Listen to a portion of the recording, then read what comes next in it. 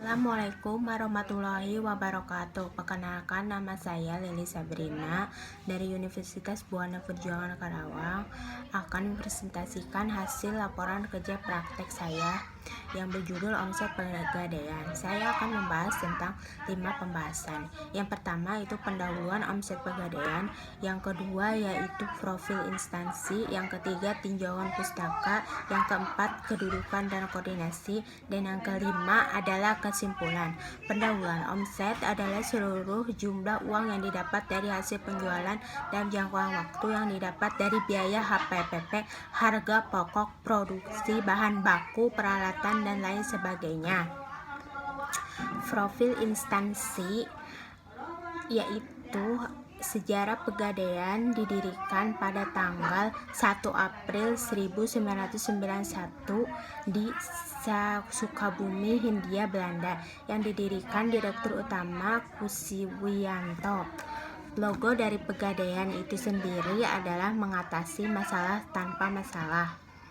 Industrinya jasa keuangan, wilayah operasinya di seluruh Indonesia, kunci produk konvensional dan syariah. Yaitu yang ketiga yaitu tinjauan pustaka. Pegadaian adalah suatu badan yang melaksanakan kegiatan keuangan dalam hal gadai. Perum Pegadaian merupakan lembaga resmi yang mempunyai izin dalam pengelolaan keunggulan gadai yang dasar hukumnya terdapat dalam Undang-Undang Hukum Perdata 1950. Definisi pegadaian berdasarkan Peraturan Pemerintah PP Nomor 10 Tahun 1910. Pegadaian merupakan kegiatan menjaminkan barang-barang berharga kepada pihak tertentu. Definisi pegadaian berdasarkan Undang-Undang Hukum Perdata KUHP Pasal 1150. Gadai adalah suatu hak yang diperoleh seseorang yang berpiutang atas suatu barang yang bergerak yang diserahkan kepadanya dari seseorang yang memiliki utang, atau seseorang yang berpiutang untuk mengambil pelunasan dari barang tersebut. Diprioritaskan daripada orang yang berpiutang lainnya dengan pengecualian biaya untuk melelang barang tersebut dan biaya yang telah dikeluarkan untuk menyelamatkan telah barang yang digadaikan. Yang pengertian omset Pegadaian menurut Caniago dalam Rijal 2017, omset adalah keseluruhan jumlah pendapatan tentang omset dari suatu barang atau jasa dalam kurun waktu tertentu. Jadi, omset juga berperan penting dalam kemajuan suatu perusahaan besar milik pemerintah, contohnya BUMN yang ada di Indonesia. Berarti sebuah perusahaan besar milik pemerintah yang besar akan dikelola dengan sistem yang baik pula demi kemajuan dari perusahaan tersebut. Contohnya BUMN yang ada di Indonesia yaitu Bank BRI adalah suatu sektor keuangan di Indonesia mampu meraih omset yang tinggi dari tahun ke tahun akibat mengenalkan beberapa produk unggulan mereka, yaitu kur kredit usaha rakyat yang bunganya lebih kecil. Yang keempat adalah kedudukan dan koordinasi. Saya melakukan KP di suatu BUMN atau di Pegadaian Persero, yaitu melakukan entry dari data nasabah Pegadaian ke aplikasi Pegadaian Digital, yaitu memindahkan suatu data nasabah ke aplikasi tersebut yang merupakan data-data nasabah Pegadaian, yaitu yang meminjam atau menggadaikan barang-barang berharga milik nasabah si Pegadaian, kemudian memindahkannya dengan rincian yaitu apa saja barang-barang yang digadaikan, misalnya jatuh tempo, tanggal berapa. Biasanya mengentry data jumlah laporan di mikro itu seperti misalnya kita mengentry salah satu data nasabah atau orang lain dan memasukkannya ke dalam Miskokrop Excel, lalu memindahkannya ke aplikasi digital Pegadaian. Di situ sudah ada data-data nasabahnya, kita tinggal mencari berapa jumlah anggunan yang jatuh tempo kepada si pihak dari nasabah si Pegadaian tersebut, lalu menyetorkannya kepada pihak Pegadaian.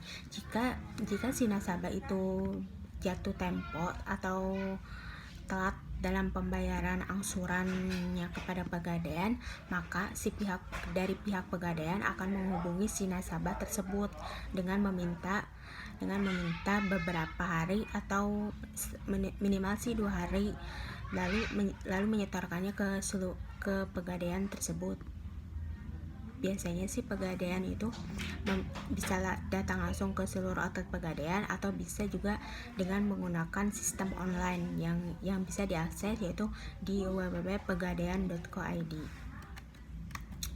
Yaitu pendapatan omset pegadaian Karawang per bulan itu sangat yang daerahnya itu seperti kreasi reguler, kreasi flexi, kreasi multiguna, kreasi ultramikro, kreasi Everloan, Arum, Amanah, dan juga RTT.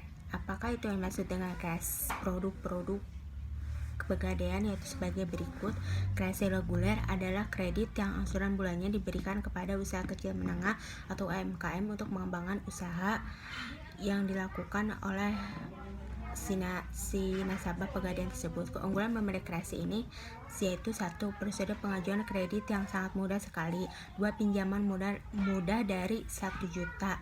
Lunasan dapat dilakukan suatu waktu, diskon untuk sewa modal jika si nasabah itu tidak menunggak angsuran tersebut.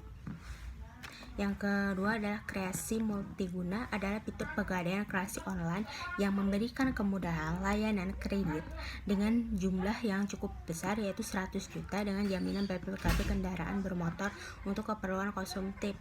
Keunggulan membeli kreasi multiguna yaitu 1. Barang jaminan. Yang kedua, plafon pinjaman. Yang ketiga, sewa modal atau flat. Yang keempat adalah tenor. Yang kelima adalah penyaluran pinjaman. Dan yang keenam, pelayanan kredit multiguna. Yang ketiga adalah kreasi ultramikro, adalah fitur pegadaian kreasi yang memberikan kemudahan layanan kredit dengan uang pinjaman yang cukup besar juga, yaitu 10 juta ke bawah dan jaminan BPKB kendaraan. Keunggulan memilih ultramikro ini, yang pertama, fitur bulanan sekali bayar berjangka.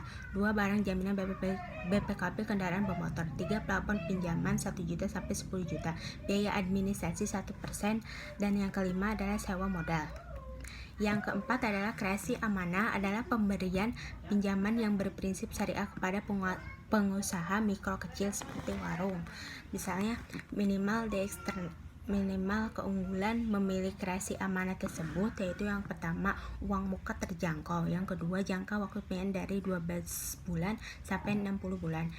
Yang ketiga, prosedur pengajuan cepat dan mudah. Dan yang keempat, biaya administrasi murah dan angsuran tetap. Yang terakhir adalah kesimpulan. Jadi, saya akan menyimpulkan dari hasil laporan kerja praktek yang saya buat. Jadi, omset pegadaian adalah seluruh pendapatan laba kotor yang dihasilkan dari berbagai produk yang ditawarkan kepada nasabah.